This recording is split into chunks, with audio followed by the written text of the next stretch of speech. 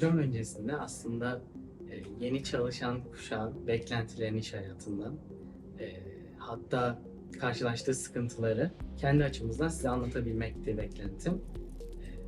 Bunun da geçtiğini düşünüyorum.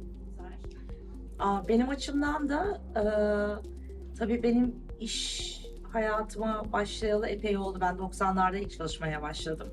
Ve kariyerim çoğu da yurt dışında geçtiğinden Türkiye'nin şu andaki yeni işe başlayan neslini daha yakından tanımak, işte sizin kafanızdaki değişik konular, bu size işe bakış açınızı nasıl etkiliyor? Çünkü çok ciddi bir fark var. Hem ortam olarak farklı bir yerdeyiz, hem genel olarak dünya olarak farklı günlerdeyiz. Bir de tabii Türkiye'nin gerçekleri de var. Onun için bütün onları sansürsüz bir şekilde dinleyebileceğim bir ortam olarak algıladım bu reverse mentoring'i. Geleneksel kariyer bakış açısını ya da yaklaşımını değişeceğinden gayet umutluyum. Sizle konuştukça da daha çok umutlu oldum açıkçası. Bu benim en büyük motivasyonumdu. Ne güzel, harika.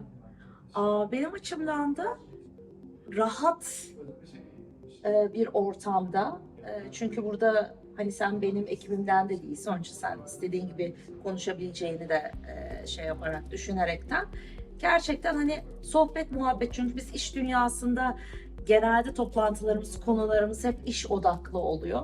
Ondan biraz ara alıp hani ofisteki sorumluluklarımızın dışında hayatta neler oluyor, siz eve gittiğinizde ne düşünüyorsunuz, sabah kalktığınızda ne düşünüyorsunuz? Onları öğrenebilmek ve de hani filtresiz bir şekilde duyabilmek güzeldi, hoşuma gitti. Bir de böyle bir konuşma değil, birkaç konuşma olduğundan onun da bir rahatlığı vardı. Hani bir seferde ay yapıp bitirip de ay onu konuştuk mu, bunu konuştuk mu, öyle bir panik olmadan daha böyle doğal akışı içinde konuşabilmek. Onun için biz kaç, 4-5 seans mı yaptık? Evet. Evet. O sürekliliğinde olduğunu bilmek, hani bir iki defa konuştuk bittik değil. Aklıma takılan başka şeyleri de sorabilecek başka fırsatlar da var.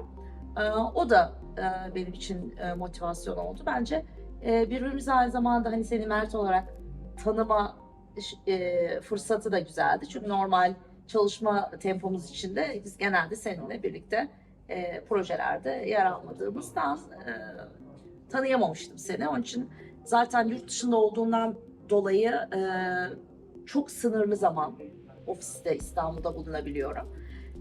O sırada da çok fazla kişi, yeni özellikle katılan arkadaşları tanıma fırsatım olmuyor. Bir taraftan da hani Solboya'nın yeni neslini, benim kendi grubumun dışındaki arkadaşlardan birilerini tanıma fırsatı da güzeldi benim için. Yani programdan önce bizim kuşağın işte online çalışma iş modeline gayet uygun olduğunu düşünüyordu. Programı Aslen Hanım yurt dışında olduğu için online yürüttük ve gayet verimli geçti toplantılarımız. Hani bize ayırdığımız zaman içinde düşündüğümüz tüm konuları konuşabildik, tartışabildik. O yüzden gelecekten çok daha umutluyum beklentilerimizin değişmesi açısından, şirketlerin beklentilerimize uyması açısından.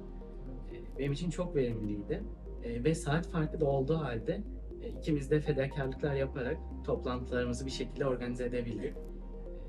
O yüzden gayet hani sizi tanımak ve hani projem dışında bir iş yapmak benim için keyifliydi. Ben kendimi düşündüğümde şimdi bazı varsayımlarla tabii geliyorsunuz.